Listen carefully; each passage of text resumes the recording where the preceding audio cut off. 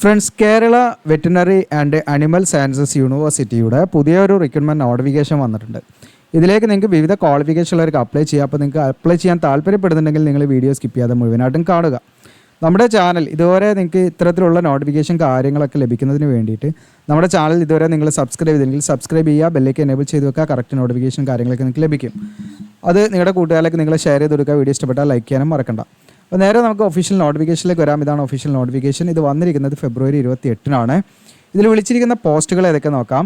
Feed mill instructor വിളിച്ചിട്ടുണ്ട്, feed mill supervisor, ക്ലർക്കം accountant, lab technical assistant, അതുപോലെ feed mill technician തുടങ്ങിയിട്ടുള്ള വേക്കൻസിയിലേക്ക് 1 year ഡ്യൂറേഷനിലേക്കാണ് വിളിച്ചിരിക്കുന്നത്. Temporary വേക്കൻസിയാണ്, പെർമനൻ്റ് അല്ല.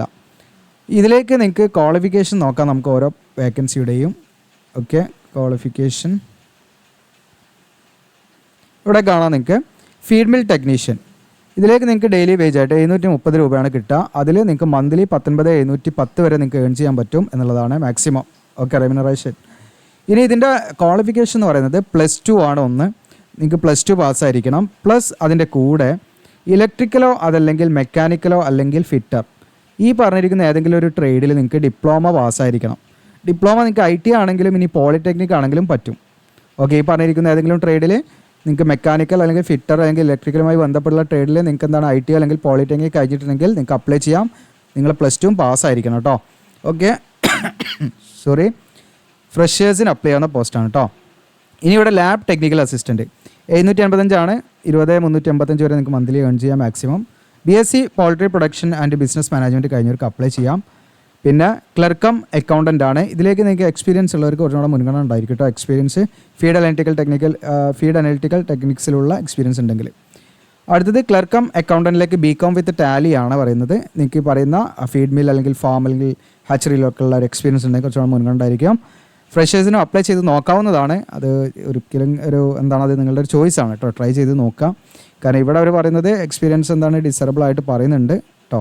അത് എസെൻഷ്യൽ അല്ല എന്നുള്ളതാണ് നമ്മൾ മീൻ ചെയ്യുന്നത്. പക്ഷേ എസെൻഷ്യൽ ക്വാളിഫിക്കേഷൻ്റെ കൂടെ അവർ അത് ലിസ്റ്റ് ചെയ്തിട്ടുമുണ്ട്. അപ്പോൾ അത് ഗവൺമെൻറ് എക്സ്പീരിയൻസ് എങ്കിൽ പബ്ലിക് സെക്ടർ എക്സ്പീരിയൻസ് ആണോ അവർ ഈ പറയുന്നത് അത് ഡിസറബിൾ അല്ലെങ്കിൽ പ്രൈവറ്റ് അതാണ് ഉദ്ദേശിക്കുന്നതെന്ന് അറിയില്ല.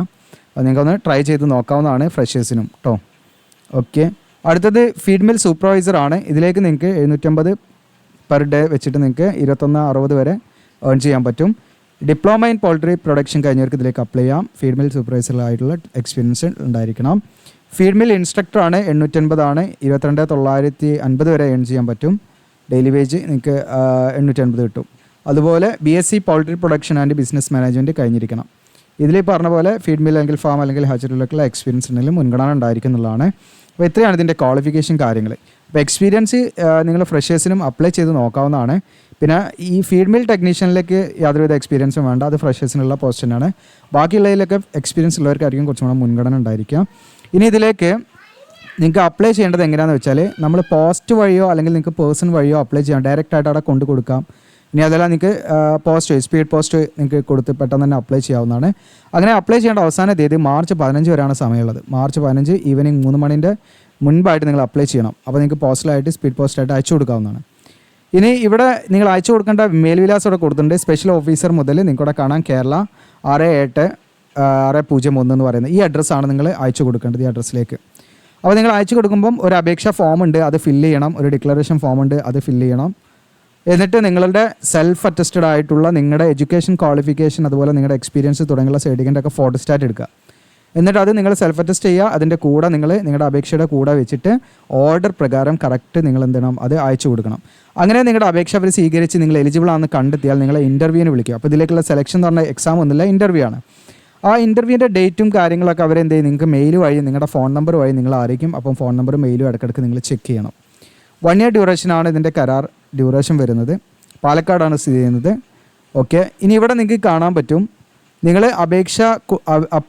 അപ്ലിക്കേഷൻ പോസ്റ്റലായിട്ട് അയച്ചു കൊടുക്കുന്ന സമയത്ത് നിങ്ങളുടെ സെൽഫ് അറ്റസ്റ്റഡ് ഡോക്യുമെൻറ്റ്സും എല്ലാം നിങ്ങൾ വളരെ ക്രമമായിട്ട് വെച്ച് അറേഞ്ച് ചെയ്ത് കൊടുക്കണം.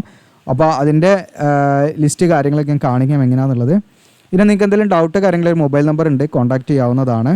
അപ്പോൾ ഇത്രയാണ് ഇതിൻ്റെ നോട്ടിഫിക്കേഷൻ റിലേറ്റഡ് ആയിട്ടുള്ള കാര്യങ്ങൾ. ഇനി നമുക്ക് അപ്ലൈ ചെയ്യേണ്ട കാര്യങ്ങളിലേക്കാണ് നമ്മൾ വരുന്നത്. അതിനുവേണ്ടി നമ്മുടെ വീഡിയോയുടെ ഡിസ്ക്രിപ്ഷനിൽ ഞാൻ അപ്ലൈ ചെയ്യാവുന്ന ലിങ്ക് കൊടുക്കും. അതിൽ ക്ലിക്ക് ചെയ്താൽ നിങ്ങൾക്ക് കാണാം KVASU റിക്രൂട്ട്മെൻ്റ് ആണ് ഇവിടെ കൊടുത്തിട്ടുണ്ട്. ഇതൊക്കെ ജസ്റ്റ് ഒന്ന് നോക്കാവുന്നതാണെങ്കിൽ സ്ക്രോൾ ഡൗൺ ചെയ്യാൻ താഴോട്ട് ഏറ്റവും താഴെയായിട്ടും ഇവിടെ കാണാം നോട്ടിഫിക്കേഷൻ എന്ന് പറഞ്ഞിട്ട് നോട്ടിഫിക്കേഷൻ ഒന്ന് ഡൗൺലോഡ് ചെയ്യാം. അടുത്ത ഭാഗം കാണാം അപ്ലിക്കേഷൻ ഫോമാണ്. അതിൽ ക്ലിക്ക് ചെയ്യാറുള്ള ഫസ്റ്റ് ലിങ്ക് ക്ലിക്ക് ചെയ്യുക. നിങ്ങൾ ആ ക്ലിക്ക് ചെയ്യാറിലാണ് അപ്ലിക്കേഷൻ ഫോം കിടക്കുന്നത് കേട്ടോ. അവിടെ ലോഡായി വരുന്നുണ്ട് കൂടെ കാണാം. ഓക്കെ, ഈ അപ്ലിക്കേഷൻ ഫോം മാത്രമല്ല ഒരു ഡിക്ലറേഷൻ ഫോം അതിൻ്റെ അടിയിലുണ്ട് കാണാം. ഡിക്ലറേഷൻ ഫോം അത് ഞാൻ അപ്ലിക്കേഷൻ ഫോം കഴിഞ്ഞിട്ട് പറയാം. ലോഡാനുള്ളൊരു ടൈം ഉണ്ടാവും. കാരണം നമ്മൾ എഡിറ്റിംഗ് ഇല്ല കേട്ടോ വീഡിയോയിൽ, അതുകൊണ്ടാണ് ആ ടൈമൊന്നും നമുക്ക് കട്ട് ചെയ്യാൻ പറ്റില്ല. അപ്പോൾ ഇവിടെ നിങ്ങൾക്ക് കാണാം ഇതാണ് അപ്ലിക്കേഷൻ ഫോം. അപ്പോൾ ഇവിടെ നിങ്ങൾ ഏത് പോസ്റ്റിലേക്കാണ് നിങ്ങൾ അപ്ലൈ എന്ന് വെച്ചാൽ ടെക്നീഷ്യൻ ആണോ ഏതായിരിച്ചാൽ നിങ്ങൾ അതെന്ത് ചെയ്യണം, കറക്റ്റായിട്ട് ഇവിടെ മെൻഷൻ ചെയ്യണം. ഓക്കെ, ക്യാപിറ്റൽ ലെറ്ററിൽ നിന്ന് നിങ്ങൾ ഫോമൊക്കെ ഫില്ല് ചെയ്യുക. ഇനി ഇവിടെ പേര്, ഡേറ്റ് ഓഫ് ബർത്ത്, ഇതൊക്കെ ബേസിക്കായുള്ള കാര്യങ്ങളാണ്. ഫോട്ടോ ഇവിടെ ഒട്ടിക്കുക. പിന്നെ അഡ്രസ്സ്, ഇമെയിൽ ഇതൊക്കെ എഴുതാം. എഡ്യൂക്കേഷൻ ക്വാളിഫിക്കേഷൻ സെക്കൻഡറി എന്നുള്ളത് നിങ്ങളുടെ SSLC ഡീറ്റെയിൽസ് ആണ് ഇവിടെ എഴുതുന്നത്. SSLCയിലെ പെർസെൻറ്റേജ്, നമ്മൾ പഠിച്ച സ്കൂള്, നമുക്ക് ബോർഡർ യൂണിവേഴ്സിറ്റി, അതായത് നമ്മുടെ സ്റ്റേറ്റ് ബോർഡാണ് Kerala board of public examination. ഇനി CBSE, THSLC, ICSE അങ്ങനെയൊക്കെ ആണെങ്കിൽ അനുസരിച്ച് അവർ കൊടുക്കാം. ഹയർ സെക്കൻഡറി എന്നുള്ള +2ൻ്റെ ഡീറ്റെയിൽസ് ആണ് കൊടുക്കേണ്ടത്. ഡിപ്ലോമയുടേത് ഉണ്ടെങ്കിൽ കൊടുക്കാം. ഇനി ഡിഗ്രി ആണെങ്കിൽ നിങ്ങളത് ബാച്ചിലേഴ്സ് എന്നുള്ളത് കൊടുക്കാം. അത് ഏതാണ് എന്നുള്ളത് വെച്ച് നിങ്ങളത് ഫില്ല് ചെയ്യണം. ദെൻ മാസ്റ്റർ PG ആണ്, ഏതാ PG ഉണ്ടെങ്കിൽ അത് കൊടുക്കാം. ഇനി വേറെ എന്തെങ്കിലും ക്വാളിഫിക്കേഷൻ അത് നിങ്ങൾക്ക് ഇവിടെ എക്സ്ട്രാ ആഡ് ചെയ്യാം. ഓക്കെ, അതിനുശേഷം നിങ്ങൾക്ക് എക്സ്പീരിയൻസിൻ്റെ ഭാഗമാണ്, എക്സ്പീരിയൻസ് ഉണ്ട് അത് കൊടുക്കാം. ഇനി വേറെ എന്തെങ്കിലും അച്ചീവ്മെൻ്റ് ഉണ്ട് അത് നിങ്ങൾക്ക് എന്ത് ചെയ്യാം അവിടെ കൊടുക്കാവുന്നതാണ്. പിന്നെ നമ്മൾ ഇതിൻ്റെ കൂടെ എന്ത് ചെയ്യണം, സെൽഫ് അറ്റസ്റ്റ് ഡോക്യുമെൻറ്റ്സ് വെക്കണം എന്നുള്ളത് പ്രത്യേകം പറയുന്നുണ്ട്. ഈ പറയുന്ന ഓർഡറിൽ മുകളിൽ കൊടുത്തിരിക്കുന്ന ഓർഡർ ഉണ്ടല്ലോ, നമ്മൾ ഈ എഡ്യൂക്കേഷൻ ക്വാളിഫിക്കേഷൻ, ഓക്കെ, നമ്മുടെ 10ാം ക്ലാസ്, പിന്നെ അങ്ങനെ സർട്ടിഫിക്കറ്റൊക്കെ ആ ഓർഡറിൽ തന്നെ നമ്മൾ വെക്കണം. അപ്പോൾ നിങ്ങളിവിടെ ലിസ്റ്റ് ഓഫ് എൻക്ലോഷർ എന്നുള്ളത് ഇതിന് നിങ്ങളിവിടെ എഴുതണം. എന്തൊക്കെ ഡോക്യുമെൻറ്റ്സ് ആണ് ഇതിൻ്റെ കൂടെ നിങ്ങൾ അറ്റാച്ച് ചെയ്യുന്നത് വെച്ചാൽ. അപ്പോൾ നിങ്ങൾ ആദ്യം എന്ത് ചെയ്യണം, ഇതിൽ നമുക്ക് ഇതിൻ്റെ ആപ്ലിക്കേഷൻ ഫോം വേണമെങ്കിൽ നമുക്കിവിടെ എഴുതാം. ഓക്കെ, ആപ്ലിക്കേഷൻ ഫോം ഉണ്ട്. പിന്നെ നമ്മുടെ എഡ്യൂക്കേഷൻ ക്വാളിഫിക്കേഷൻ്റെ SSLC, +2, ഡിഗ്രി ഓർ ഡിപ്ലോമ, പിന്നെ നിങ്ങൾക്ക് എന്താണ് മറ്റു എന്താ പറയുക വേറെ എന്തെങ്കിലും എക്സ്പീരിയൻസ് സർട്ടിഫിക്കറ്റോ അതൊക്കെ അങ്ങനെ ഓർഡർ പ്രകാരം നിങ്ങളിവിടെ എഴുതുക. കറക്റ്റായിട്ട് നിങ്ങൾക്കിവിടെ എഴുതുക. Okay, sorry. ഓക്കെ, അപ്പോൾ ഇങ്ങനെ നിങ്ങൾ കറക്റ്റായിട്ട് എന്ത് ചെയ്യണം, നിങ്ങൾ ആ ഒരു ഓർഡർ പ്രകാരം നമ്മുടെ എഡ്യൂക്കേഷൻ ആ ഒരു ഇയർ വൈസ് കറക്റ്റായിട്ട് നിങ്ങളത് ഫോളോ ചെയ്യുക. എന്നിട്ട് കറക്റ്റായിട്ട് എഴുതുക. എന്നിട്ട് ആ ഡോക്യുമെൻറ്റ്സ് ഒക്കെ ഫോട്ടോസ്റ്റാറ്റ് എടുക്കുക, സെൽഫ് അറ്റസ്റ്റ് ചെയ്യുക. എന്നിട്ട് അതിൻ്റെ കൂടെ നമ്മൾ അയച്ചു കൊടുക്കുക. ഇതാണ് നിങ്ങൾ ചെയ്യേണ്ട കാര്യം. ഓക്കെ, ഇനി അടുത്ത ഒരു കാര്യം പാടെ അതിൻ്റെ കൂടെ നമ്മൾ എന്ത് ചെയ്യണം, അയച്ചു കൊടുക്കണം. അതിലേക്കാണ് ഡിക്ലറേഷൻ ഫോം. അത് നമ്മൾ ഓപ്പൺ ആക്കാം. ഡിക്ലറേഷൻ ഫോം ഓപ്പൺ ആക്കാം. ഇതും പാടെ നമ്മൾ അതിൻ്റെ കൂടെ അറ്റാച്ച് ചെയ്യണം. ആപ്ലിക്കേഷൻ ഫോമിൻ്റെ കൂടെ അറ്റാച്ച് ചെയ്യണം. ഓക്കെ, ലോഡിങ് ടൈം എടുക്കണ്ട, അതുകൊണ്ടാണ്.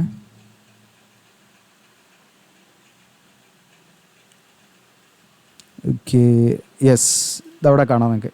ഇതൊന്നുമില്ല, നിങ്ങൾ ജസ്റ്റ് ഒന്ന് വായിച്ച് നോക്കുക. നിങ്ങളുടെ പ്രദേശത്തിൻ്റെ പേര്, ഡേറ്റ് ചെയ്താൽ നിങ്ങളുടെ സിഗ്നേച്ചർ, ഇത്രയേ ഉള്ളൂ.